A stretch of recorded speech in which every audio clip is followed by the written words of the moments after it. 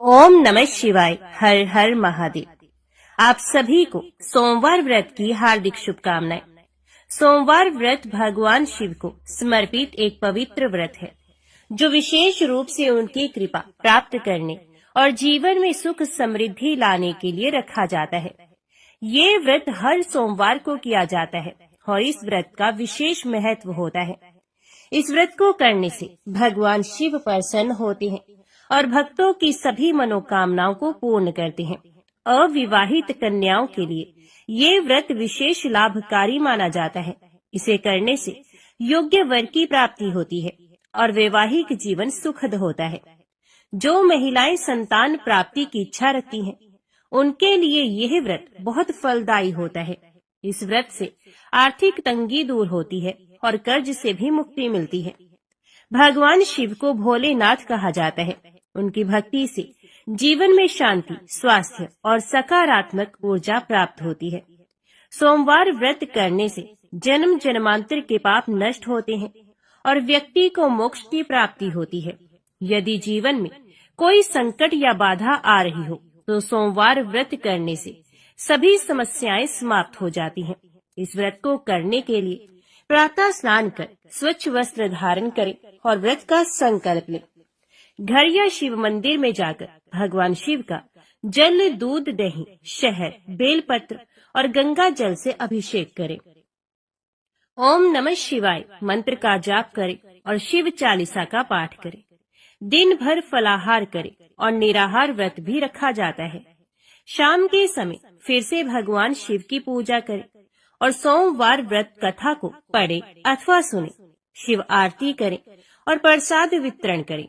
अगले दिन प्रातः किसी ब्राह्मण या जरूरतमंद को भोजन कराकर व्रत का पारण करें। ये व्रत हर सोमवार किया जाता है या फिर 16 सोमवार तक लगातार यह व्रत करने से विशेष फल की प्राप्ति होती है। और श्रावण मास में किए जाने वाले सोमवार व्रत का भी विशेष महत्व होता है। सोमवार व्रत भगवान शिव की कृपा पाने और जीवन में सुख समृद्धि लाने का एक उत्तम साधन है। जो भी श्रद्धालु इसे श्रद्धा और भक्ति के साथ करता है, उसे भगवान शिव का आशीर्वाद प्राप्त होता है और उसके जीवन की सभी परेशानियां दूर हो जाती हैं। अभी सुनिए सोमवार की पौराणिक व्रत कथा। आर्या व्रत में चित्रवर्मा नाम से प्रसिद्ध एक राजा थे। वे दुष्टों को दंड देने के लिए यमराज के समान समझे जाते थे। वे धर्म मर्यादाओं के रक्षक, कुमार्गगामी पुरुषों को दंड देकर राह पर लाने वाले, समस्त यज्ञों का अनुष्ठान करने वाले और शरणार्थियों की रक्षा करने में समर्थ थे। भगवान शिव और विष्णु में उनकी बड़ी भक्ति थी। राजा चित्रवर्मा ने अनेक परम पराक्रमी पुत्रों को पाकर अंत में एक सुंदर मुख वाली कन्या प्राप्त की। एक दिन राजा ने जातक के लक्षण जानने वाले श्रेष्ठ ब्राह्मणों को बुलाकर कन्या की जन्म कुंडली के अनुसार भावी फल पूछे। तब उन ब्राह्मणों में से एक बहुज्ञ विद्वान ने कहा, महाराज, यह आपकी कन्या सीमंतनी नाम से प्रसिद्ध होगी। ये उमा भगवती माता की भांति मांगलमयी, दमयंती की भांति परम सुंदरी, सरस्वती के समान सब कलाओं को जानने वाली तथा लक्ष्मी की भांति अत्यंत सद्गुणों से सुशोभित होगी। ये 10,000 वर्षों तक अपने स्वामी के साथ आनंद भोगेगी और 8 पुत्रों को जन्म देकर उत्तम सुख का उपभोग करेगी। तत्पश्चात एक दूसरे ब्राह्मण ने कहा, यह कन्या 14वें वर्ष में विधवा हो जाएगी। ये वज्रघात के समान दारुण वचन सुनकर राजा 2 घड़ी तक चिंता में डूबे रहे। तदंतर सब ब्राह्मणों को विदा करके राजा ने सब कुछ भाग्य के अनुसार ही होता है ऐसा समझकर चिंता छोड़ दी। सीमंतनी धीरे धीरे सयानी हुई। अपनी सखी के मुख से भावी वैधव्य की बात सुनकर उसे बड़ा खेद हुआ। उसने चिंता मगन होकर याज्ञवल्क्य मुनि की पत्नी मैत्रेयी जी से पूछा, माताजी, मैं आपके चरणों की शरण में आई हूँ। मुझे सौभाग्य बढ़ाने वाले सत्कर्म का उपदेश दीजिए। इस प्रकार शरण में आई हुई राजकन्या से पतिव्रता मैत्रेयी ने कहा, सुंदरी, तो शिव सहित पार्वती जी की शरण में जा और सोमवार को एकाग्रचित हो स्नान और उपवास पूर्वक स्वच्छ वस्त्र धारण करके शिव और पार्वती का पूजन कर। सोमवार के दिन शिव और पार्वती की आराधना करती है इससे बड़ी भारी आपत्ति पड़ने पर भी तो उससे मुक्त हो जाएगी। घोर से घोर एवं भयंकर महाकलेश में पड़कर भी शिव पूजन ना छोड़ना, उसके प्रभाव से महान भय से पार हो जाओगी। इस प्रकार सीमंतिनी को आश्वासन देकर पतिव्रता मैत्री आश्रम को चली गई। राजकुमारी ने उनके कथन अनुसार भगवान शिव का पूजन प्रारंभ किया। निषद देश में नल की पत्नी दमयंती के गर्भ से इंद्रसेन नामक पुत्र हुआ था। राजा इंद्रसेन के पुत्र चंद्रागत हुए। नृपश्रेष्ठ चित्रवर्मा ने राजकुमार चंद्रागत को बुलाकर गुरुजनों की आज्ञा से उन्हीं के साथ अपनी पुत्री सीमंतिनी का विवाह कर दिया। उस विवाह में बड़ा उत्सव हुआ था। विवाह के पश्चात चंद्रागत कुछ काल तक ससुराल में ही रहे। एक दिन राजकुमार यमुना के पार जाने के लिए कुछ मित्रों के साथ नाव पर सवार हुए। भाग्यवश नाव यमुना के भंवर में मल्लाहों शहर डूब गई। यमुना के दोनों तटों पर बड़ा भारी हाहाकार मच गया। इस दुर्घटना को देखने वाले समस्त सैनिकों के विलाप से सारा आकाश मंडल गूंज उठा। डूबने वालों में से कुछ तो मर गए और कुछ ग्राहों के पेट में चले गए तथा राजकुमार आदि कुछ लोग उस महाजाल में अदृश्य हो गए। ये समाचार सुनकर राजा चित्रवर्मा बड़े व्याकुल हुए और यमुना के किनारे आकर मूर्छित होकर गिर पड़े। सीमंतिनी ने भी जब ये समाचार सुना तब वह अचेत होकर धरती पर गिर पड़ी। राजा इंद्रसेन भी अपने पुत्र के डूबने का समाचार पाकर रानियों सहित बहुत दुखी हुए और सुध बुद्ध खोकर गिर पड़े। तदंतर बड़े बूढ़ों के समझाने पर राजा चित्रवर्मा धीरे धीरे नगर में आए और उन्होंने अपनी पुत्री को धीरज बंधाया। राजा चित्रवर्मा ने जल में डूबे हुए अपने दामाद का औधर देह कृत्य वहां आए हुए उनके बंधु बांधवों से करवाया। पतिव्रता सीमंतिनी ने चीता में बैठकर पतिलोक में जाने का विचार किया, किंतु उसके पिता ने स्नेहवश उसे रोक लिया। तब वे विधवा जीवन व्यतीत करने लगी। मुनि पत्नी मैत्रेयी ने जिस शुभ सोमवार व्रत का उपदेश दिया था, उसे सदाचार परायणा सीमंतिनी ने विधवा होने पर भी नहीं छोड़ा। इस प्रकार 14वें वर्ष की आयु में अत्यंत दारुण दुख पाकर वे भगवान शिव के चरणार विंदों का चिंतन करने लगी। शिव की आराधना करते करते उसके 3 वर्ष व्यतीत हो गए। उधर पुत्र शोक से उन्मत्त हुए राजा इंद्रसेन को बलपूर्वक दबाकर उनके भाइयों ने सारा राज्य छीन लिया और उन्हें पत्नी सहित पकड़कर कारागृह में डाल दिया। इंद्रसेन के पुत्र चंद्रागत यमुना के जल में डूबने पर नीचे नीचे गहराई में उतरने लगे। बहुत नीचे जाने पर उन्होंने नागवधों को जल क्रीड़ा में निमग्न देखा। राजकुमार को देखकर वे भी विस्मित हुई और उन्हें पाताल लोक में ले गई। वहां चंद्रागत ने तक्षक नाग के परम अद्भुत रमणीय नगर में प्रवेश किया और इंद्र भवन के समान मनोहर एक सुंदर महल देखा, जो बड़े बड़े रत्नों की प्रकाशमान किरणों से उद्दीप्त हो रहा था। भगवान सूर्य के समान तेजस्वी तक्षक नाग को सभा भवन में विराजमान देख परम बुद्धिमान राजकुमार ने प्रणाम किया और हाथ जोड़कर खड़े हो गए। तक्षक के तेज से उनके नेत्र चौंधे आ गए। नागराज ने भी मनोरम राजकुमार को देखकर उन नागिनों से पूछा, ये कौन है और कहाँ से आया है? उन्होंने उत्तर दिया, हमने इसे यमुना जल में देखा है और इसके कुल तथा नाम का परिचय न होने के कारण आपके पास ले आई हैं। तब तक्षक ने राजकुमार से पूछा, तुम किसके पुत्र हो, कौन हो, कौन सा तुम्हारा देश है और यहाँ पर तुम्हारा कैसे आगमन हुआ है?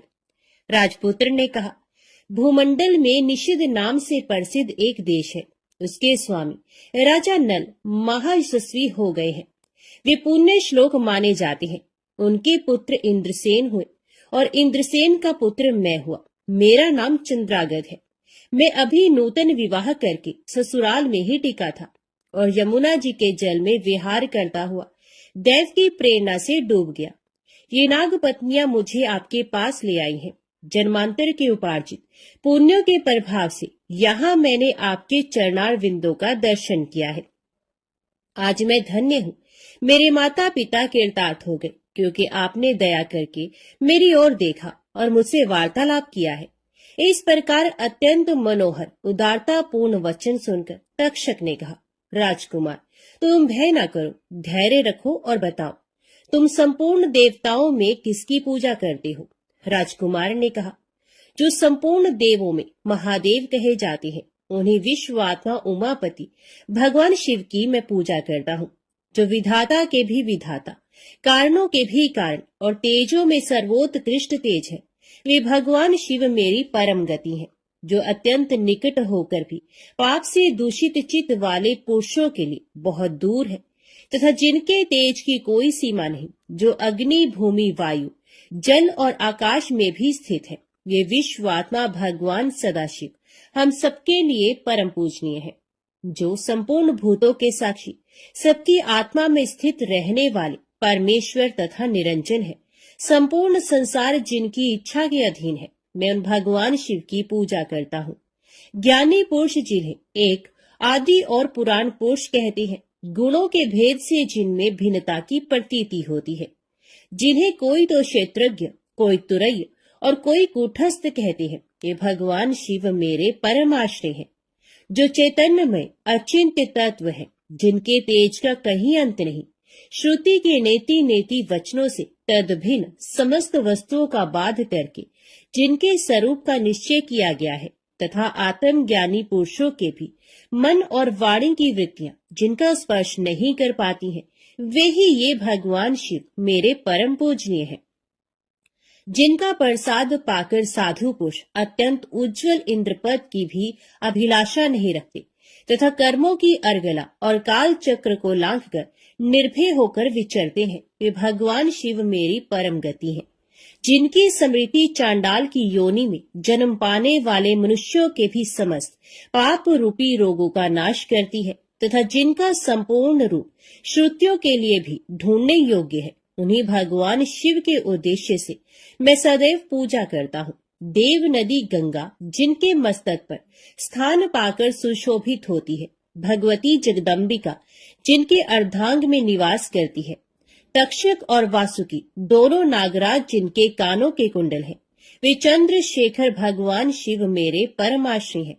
जिनके चरण कमल वेदों के शीर्ष स्थानीय उपनिषदों में गौरवान्वित होती है, वेदांत की श्रुति भी जिनके चरणार विंदों का गुणगान करती है, जिनका दिव्य स्वरूप सदा योगियों के हृदय में प्रकाशित होता है, तथा जिनकी सगुण मूर्ति संपूर्ण तत्वों का प्रकाश करने वाली है, गुणमयी सृष्टि पर विजय पाने वाले वे भगवान शंकर मेरे द्वारा पूजित होते हैं। राजकुमार की ये बात सुनकर तक्षक का चित्त प्रसन्न हो गया। उनके हृदय में महादेव जी के प्रति नूतन भक्ति भाव का उदय हो गया, और वे उनसे इस प्रकार बोले, राजेंद्र नंदन, तुम्हारा कल्याण हो।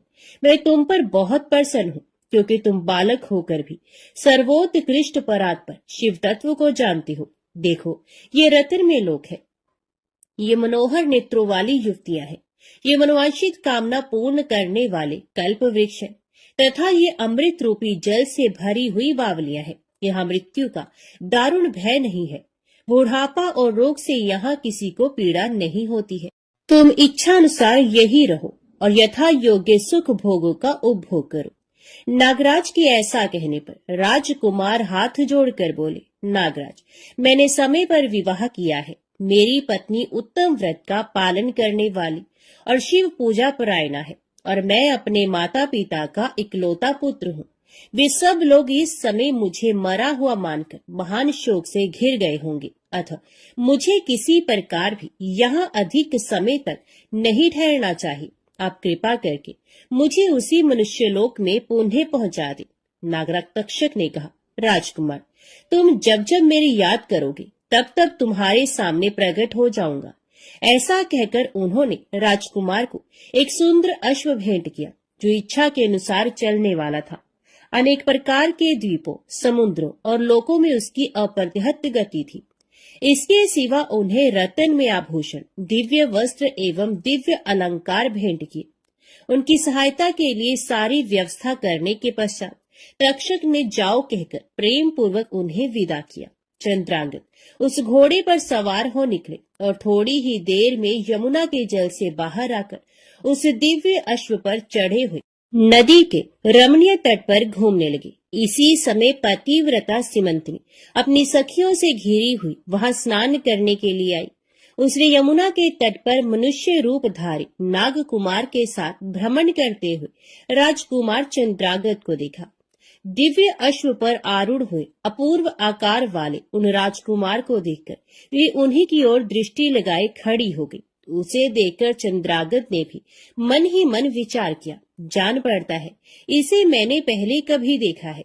तत्पश्चात वे घोड़े से उतरकर नदी के किनारे आ बैठे और उस सुंदरी को बुलाकर समीप बैठाकर पूछा, तुम कौन हो, किसकी स्त्री और किसकी कन्या हो? सीमंतनी लज्जावश स्वयं कुछ बोल न सकी। तब उसकी सखी ने सब बातें बताई। इसका नाम सीमंतनी है। ये निषेध राज इंद्रसेन की पुत्र वधु, युवराज चंद्रागत की पत्नी और महाराज चित्रवर्मा की पुत्री है। दुर्भाग्यवश इसके पति इस महाजल में डूब गए। इससे वैधव्य का दुख प्राप्त करके यह बाला शोक से सूखती जा रही है। अत्यंत प्रबल शोक में ही इसने 3 वर्ष व्यतीत किए हैं।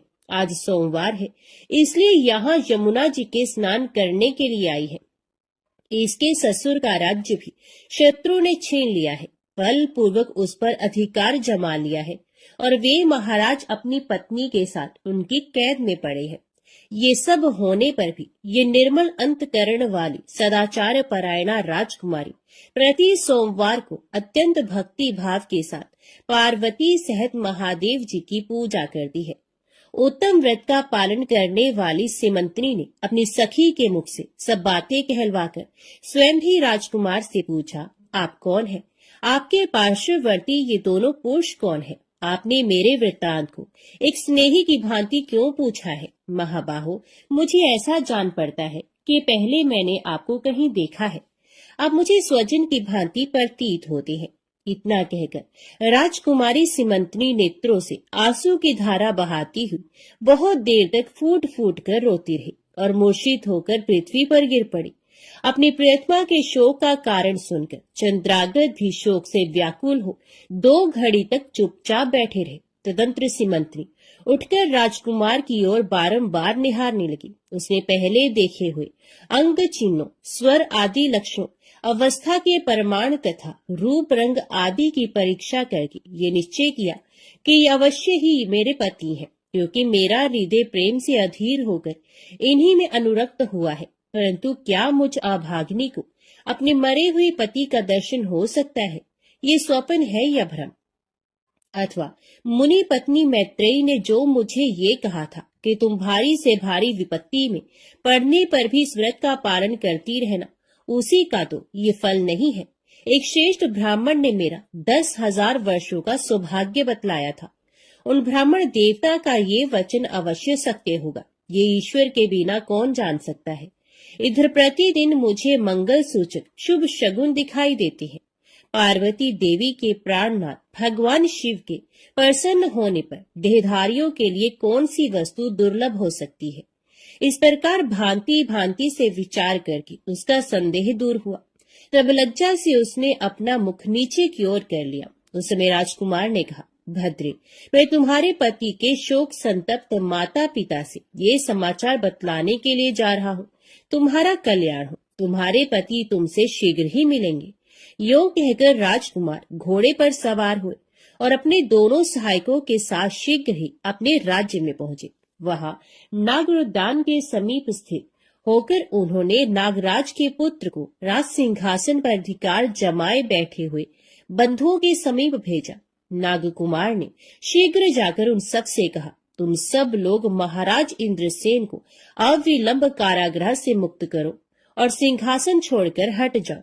महाराज के पुत्र चंद्रागत पाताल लोक से लौटकर यहाँ आए हैं। तुम आनाकानी ना करो, नहीं तो चंद्रागत के बाण तुम्हारे प्राण हर लेंगे। वे यमुना जी के जल में डूबकर नागराज तक्षक के घर जा पहुंचे थे। वहां से उनकी सहायता पाकर पुनः इस लोक में लौटे हैं। नागकुमार की कही हुई ये सारी बातें सुनकर शत्रुओं ने भी बहुत अच्छा कहकर उनकी आज्ञा स्वीकार की और महाराज इंद्रसेन को उनके खोए हुए पुत्र के पुनः लौट आने का समाचार बताकर उनका सिंहासन उन्हें लौटा दिया। महाराज को प्रसन्न करके भी वे लोग भयभीत बने रहे। मेरा पुत्र आ रहा है। ये बात सुनकर राजा प्रेम के आंसू बहाते हुए आनंद में डूब गए। यही दशा महारानी की भी थी। तदंतर सब नागरिक, वृद्ध, मंत्री और पुरोहित आगे जाकर चंद्रागत से मिले और उन्हें हृदय से लगाकर महाराज के समीप ले आए। अपने भवन में प्रवेश करके अश्रु वर्षा करते हुए राजकुमार ने माता पिता के चरणों में प्रणाम किया।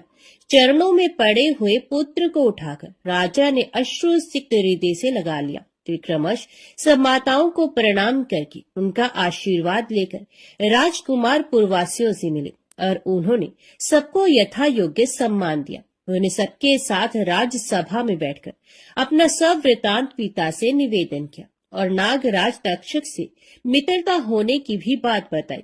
राजकुमार का चित्र देख और सुनकर राजा इंद्रसेन हर्ष से विवल हो गए। उन्होंने अपने मन में यही माना कि मेरी पुत्र वधू ने भगवान महेश्वर की आराधना करके इस अनुपम सौभाग्य का अर्जन किया है। निषदराज ने ये मंगलमय वार्ता दूतों के द्वारा महाराज चित्रवर्मा को भी कहला दी। ये अमृतमय वार्ता सुनकर महाराज चित्रवर्मा आनंद से विवल हो गए और बड़े वेग से उठकर उन्होंने संदेश वाहकों को उपहार में बहुत धन दिया। फिर अपनी पुत्री को बुलवाकर उन्होंने उससे वैधव्य के चिन्हों का परित्याग करवाया और उसे नाना प्रकार के आभूषणों से विभूषित किया। तत्पश्चात समूचे राष्ट्र के गांव और नगर आदि में बड़ा भारी उत्सव हुआ और सब लोगों ने राजकुमारी सीमंतिनी के सदाचार की बड़ी प्रशंसा की। चित्रवर्मा ने इंद्रसेन के पुत्र चंद्रागत को बुलाकर सीमंतिनी को उनके साथ विदा कर दिया। चंद्रागत ने तक्षक के घर से लाए हुए रत्न आदि आभूषणों के द्वारा, जो मानव मात्र के लिए अत्यंत दुर्लभ है, अपनी पत्नी को अलंकृत किया। तपे हुए स्वर्ण के समान सुशोभित 40 कोस तक जाने वाली सुगंध से युक्त दिव्य अंगराग से सीमंतिनी की बड़ी शोभा हो रही थी।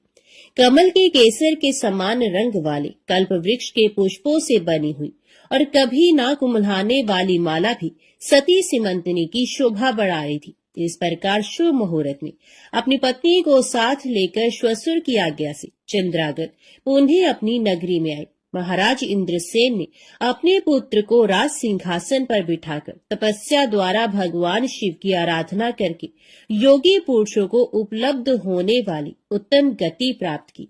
राजा चंद्रागत ने अपनी धर्म पत्नी सीमंतिनी के साथ 10,000 वर्षों तक नाना प्रकार के विषयों का उपभोग किया। उन्होंने 8 पुत्रों और 1 कन्या को जन्म दिया। सीमंतिनी प्रतिदिन भगवान महेश्वर की पूजा करती हुई अपने स्वामी के साथ सुख पूर्वक रहने लगी। उसने सोमवार व्रत के प्रभाव से अपना खोया हुआ सौभाग्य प्राप्त कर लिया। ओम नमः शिवाय। हर हर महादेव। अभी सुनिए 16 सोमवार की व्रत कथा। एक बार भगवान शिव जी पार्वती जी के साथ भ्रमण करते हुए मृत्यु लोक की अमरावती नगरी में पहुंचे।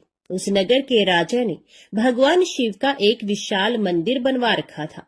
शिव और पार्वती उस मंदिर में रहने लगे। एक दिन पार्वती ने भगवान शिव से कहा कि हे प्राणनाथ, आज मेरी चौसर खेलने की इच्छा हो रही है।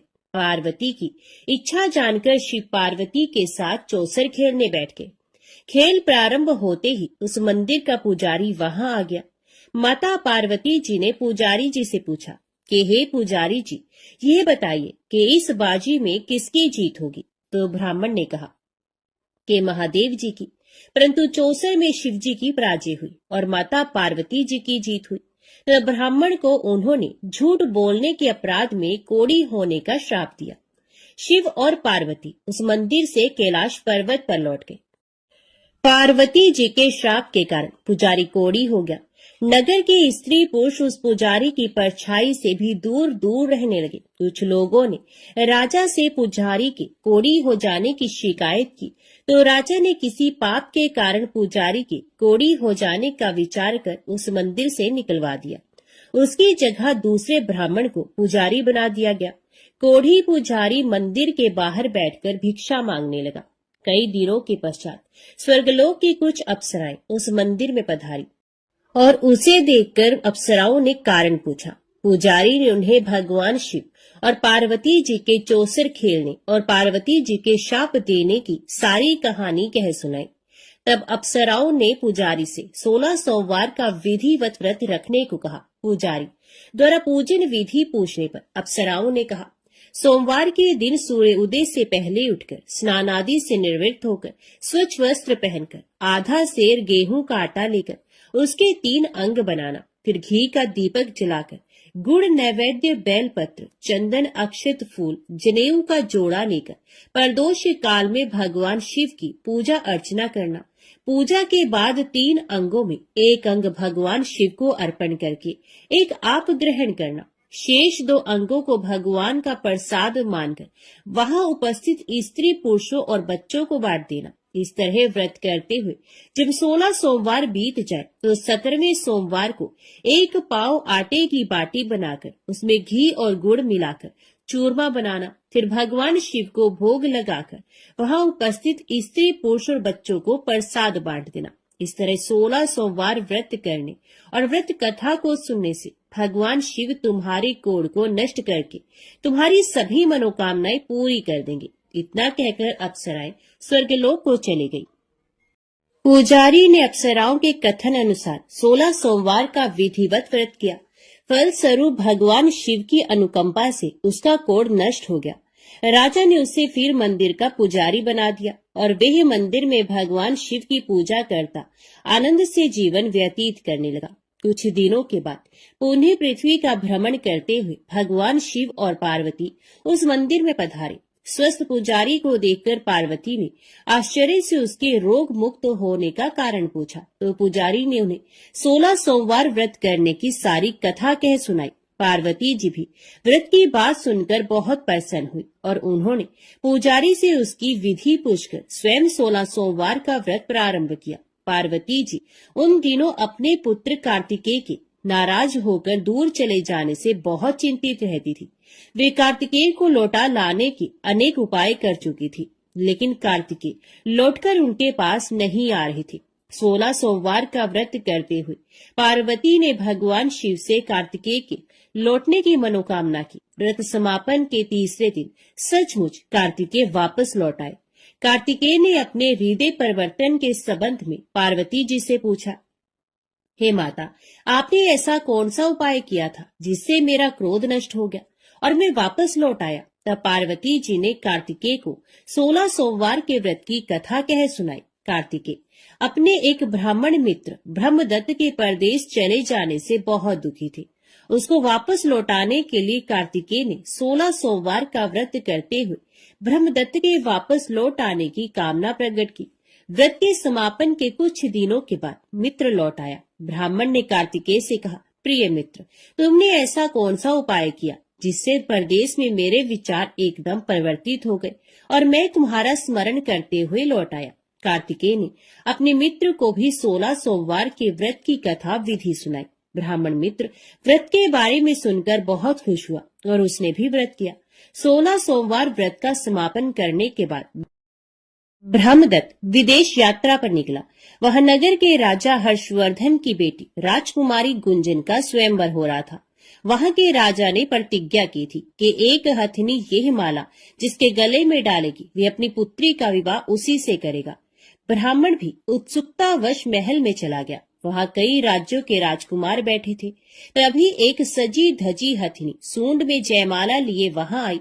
हथिनी ने ब्राह्मण के गले में जयमाला डाल दी। फलस्वरूप राजकुमारी का विवाह ब्राह्मण से हो गया। एक दिन उसकी पत्नी ने पूछा, हे प्राणनाथ, आपने कौन सा शुभ कार्य किया था जो उस हथिनी ने राजकुमारों को छोड़कर आपके गले में जयमाला डाल दी? ब्राह्मण ने 16 सोमवार व्रत की विधि बताई। अपने पति से 16 सोमवार का महत्व जानकर राजकुमारी ने पुत्र की इच्छा से 16 सोमवार का व्रत किया। निश्चित समय पर भगवान शिव की अनुकंपा से राजकुमारी के एक सुंदर सुशील व स्वस्थ पुत्र पैदा हुआ। पुत्र का नामकरण गोपाल के रूप में हुआ। बड़ा होने पर पुत्र गोपाल ने भी माँ से एक दिन प्रश्न किया कि मैंने तुम्हारे ही घर में जन्म लिया, इसका क्या कारण है? माता गुंजन ने पुत्र को 16 सोमवार व्रत की जानकारी दी। व्रत का महत्व जानकर गोपाल ने भी व्रत करने का संकल्प किया। गोपाल जब 16 वर्ष का हुआ तो उसने राज्य पाने की इच्छा से 16 सोमवार का विधिवत व्रत किया। व्रत समापन के बाद गोपाल घूमने के लिए समीप के नगर में गया। वहां के वृद्ध राजा ने गोपाल को पसंद किया और बहुत धूमधाम से अपनी पुत्री राजकुमारी मंगला का विवाह गोपाल के साथ कर दिया। 16 सोमवार के व्रत करने से गोपाल महल में पहुंचकर आनंद से रहने लगा। 2 वर्ष बाद वृद्ध राजा का निधन हो गया तो गोपाल को उस नगर का राजा बना दिया गया। इस तरह 16 सोमवार व्रत करने से गोपाल की राज्य पाने की इच्छा पूर्ण हुई। राजा बनने के बाद भी वे विधिवत 16 सोमवार का व्रत करता रहा। व्रत के समापन पर 17वें सोमवार को गोपाल ने अपनी पत्नी मंगला से कहा कि व्रत की सारी सामग्री लेकर वे समीप के शिव मंदिर में पहुंचे। पति की आज्ञा का उल्लंघन करके सेवकों द्वारा पूजा की सामग्री मंदिर में भेज दी, स्वयं मंदिर नहीं गई। जब राजा ने भगवान शिव की पूजा पूरी की तो आकाशवाणी हुई, हे राजन, तेरी रानी ने 16 सोमवार व्रत का अनादर किया है, सो रानी को महल से निकाल दे, नहीं तो तेरा सब वैभव नष्ट हो जाएगा। आकाशवाणी सुनकर उसने तुरंत महल में पहुंचकर अपने सैनिकों को आदेश दिया कि रानी को दूर किसी नगर में छोड़ाओ। सैनिकों ने राजा की आज्ञा का पालन करते हुए उसे तत्काल घर से निकाल दिया। रानी भूखी प्यासी उस नगर में भटकने लगी। रानी को उस नगर में एक बुढ़िया मिली। ये बुढ़िया सूत काट कर बाजार बेचने जा रही थी, लेकिन इस बुढ़िया से सूत उठ नहीं रहा था। बुढ़िया ने रानी से कहा, बेटी, यदि तुम मेरा सूत उठाकर बाजार तक पहुंचा दो और सूत बेचने में मेरी मदद करो तो मैं तुम्हें धन दूंगी। रानी ने बुढ़िया की बात मान ली, लेकिन जैसे ही रानी ने सूत की गठरी को हाथ लगाया तभी जोर की आंधी चली और गठरी खुल जाने से सारा सूत आंधी में उड़ गया। बुढ़िया ने उसे फटकार कर भगा दिया। रानी चलते चलते नगर में एक तेली के घर पहुंची। उस तेली ने तरस खाकर रानी को घर में रहने के लिए कह दिया, लेकिन तभी भगवान शिव के प्रकोप से तेली के तेल से भरे मटके एक एक करके फूटने लगे। तेली ने भी भगा दिया। भूख प्यास से व्याकुल रानी वहां से आगे गई और चल पड़ी। रानी ने एक नदी पर जल पीकर अपनी प्यास शांत करनी चाही तो नदी का जल उसके स्पर्श से सूख गया। अपने भाग्य को कोसती हुई रानी आगे चल दी। चलते चलते रानी एक जंगल में पहुंची। उस जंगल में एक तालाब था, उसमें निर्मल जल भरा हुआ था। निर्मल जल देखकर रानी की प्यास तेज हो गई, जल पीने लगी। रानी ने तालाब की सीढ़ियां उतरकर जैसे ही जल को स्पर्श किया तभी उस जल में असंख्य कीड़े उत्पन्न हो गए। रानी ने दुखी होकर उस गंदे जल को पीकर अपनी प्यास शांत की। रानी ने एक पेड़ की छाया में बैठकर कुछ देर आराम करना चाहा तो उस पेड़ के पत्ते पल भर में सूखकर बिखर गए। रानी दूसरे पेड़ के नीचे जाकर बैठी। जिस पेड़ के नीचे बैठती वही सूख जाता। वन और सरोवर की ये दशा देखकर वहां के गवाले बहुत हैरान हुए। गवाले रानी को समीप के मंदिर में पुजारी जी के पास ले गए। रानी के चेहरे को देखकर ही पुजारी जान गए कि रानी अवश्य किसी बड़े घर की है, भाग्य के कारण दर दर भटक रही है। पुजारी ने रानी से कहा, पुत्री, तुम कोई चिंता नहीं करो, मेरे साथ इस मंदिर में रहो, कुछ ही दिनों में सब ठीक हो जाएगा।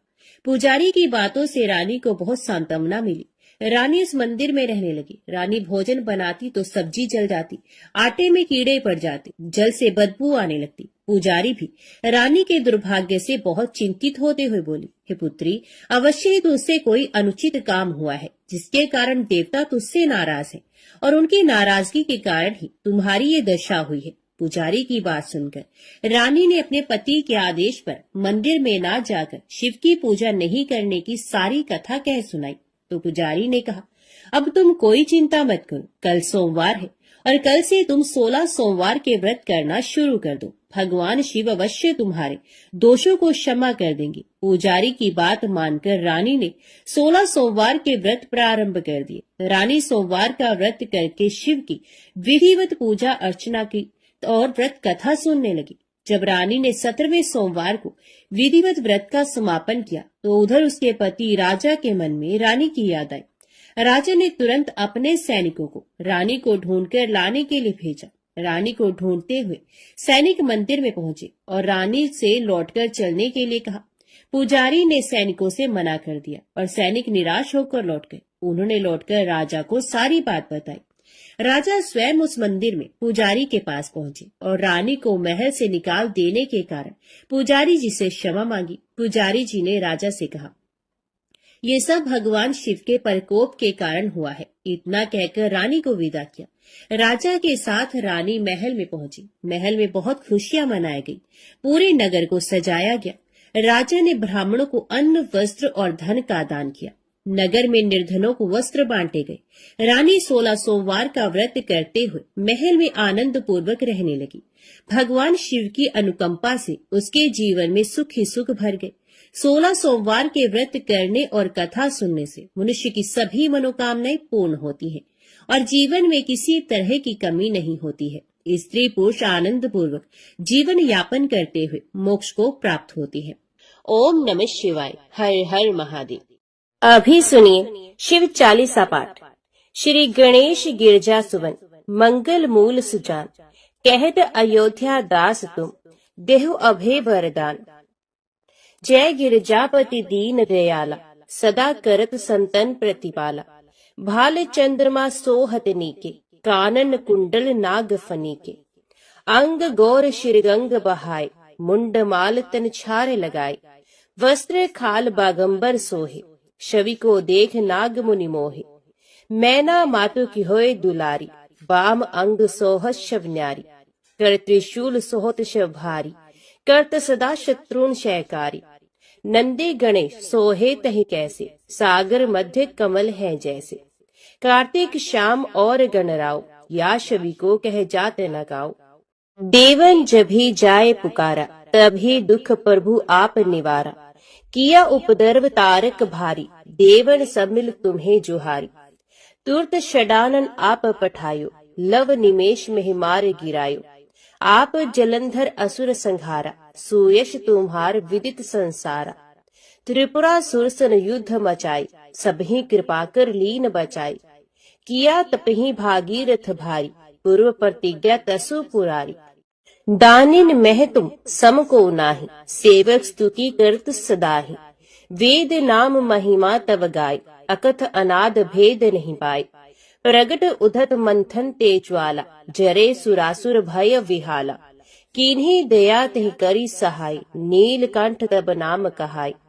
पूजन रामचंद्र जब कीन्हा, जीत के लंक विभीषण दीन्हा। सहस कमल में हो रहे धारी, किन्हीं परीक्षा तभी पुरारी। एक कमल प्रभु राखे जोई, कमल न्यून पूजन चह सोई। कठिन भक्ति देखी प्रभु शंकर, भय प्रसन्न दिए इच्छत वर। जय जय जय अनंत अविनाशी, करत कृपा सबके घटवासी। दुष्ट सकल नित मोह सतावे, भ्रमत रहे मोह चैन न आवे। त्राही त्राही मैं नाथ पुकारू, यह अवसर मोह आन उबारो। लै त्रिशूल शत्रुन को मारो, संकट से मोह आन उबारो। माता पिता भ्राता सब कोई, संकट में पूछत नहीं कोई। स्वामी एक है आस तुम्हारी, आय हरो अब संकट भारी। धन निर्धन को देत सदाही, जो कोई जांचे वो फल पाही। स्तुति कह विधि करो तुम्हारी, शंभो नाथ अब चूक हमारी। शंकर हो संकट के नाशन, मंगल कारण विघ्न विनाशन। योगी यतमुन ध्यान लगावे, नारद शारद शीश नवावे। नमो नमो जय नमो शिवाय, सुर ब्रह्मादिक पार न पाए। जो ये पाठ करे मन लाई, तापर होत है शंभु सहाय। ऋणिया जो कोई अधिकारी, पाठ करे सो पावन हारी। पुत्रहीन कर इच्छा कोई, निश्चय शिव परसाते ही होय। पंडित त्रयोदशी को लावे, ध्यान पूर्वक होम करावे। त्रयोदशी व्रत करे हमेशा, तन्ने ही ताके रहे कलेशा।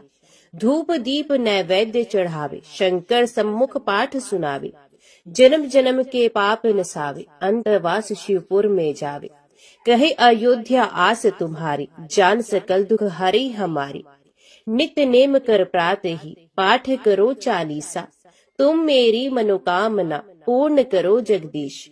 मकसर छठे मत ऋतु, संवत 64 जान। स्तुति चालीसा शिव ही, पूर्ण कीन कल्याण। ओम नमः शिवाय। हर हर महादेव। अभी सुनते हैं भगवान भोलेनाथ की आरती। जय शिव ओंकारा, प्रभु जय शिव ओंकारा। ब्रह्मा विष्णु सदा शिव, अर्धांगी धारा। ओम जय शिव ओंकारा। एकानन चतुरानन पंचानन राजे, हंसासन गरुड़ासन वृषवाहन साजे। ओम जय शिव ओंकारा। दो भुज चार चतुर्भुज 10 भुज अति सोहे, त्रिगुण रूप निरखता त्रिभुवन जन मोहे। ओम जय शिव ओंकारा। अक्षमाला बनमाला रुंडमाला धारी, चंदन मृग मद सोहे भाले शशिधारी। ओम जय शिव ओंकारा। श्वेतांबर पीतांबर बाघांबर अंगे, सनकादिक गरुणादिक भूतादिक संगे। ओम जय शिव ओंकारा। करके मध्य कमंडलू चक्र त्रिशूल धरता, जग करता जग भरता जग संहार करता। ओम जय शिव ओंकारा। ब्रह्मा विष्णु सदाशिव जानत अविवेका, प्रणवाक्षर मध्य ये तीनों एका। ओम जय शिव ओंकारा।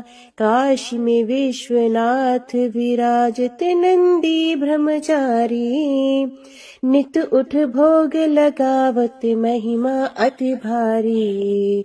ओम जय शिव ओंकारा। त्रिगुण शिव जी की आरती जो कोई नर गावे, कहत शिवानंद स्वामी मन वांछित फल पावे। ओम जय शिव ओंकारा। ओम जय शिव ओंकारा। स्वामी हरि शिव ओंकारा। ब्रह्मा विष्णु सदाशिव अर्धांगी धारा। ओम जय शिव ओंकारा। ओम नमः शिवाय। हर हर महादेव।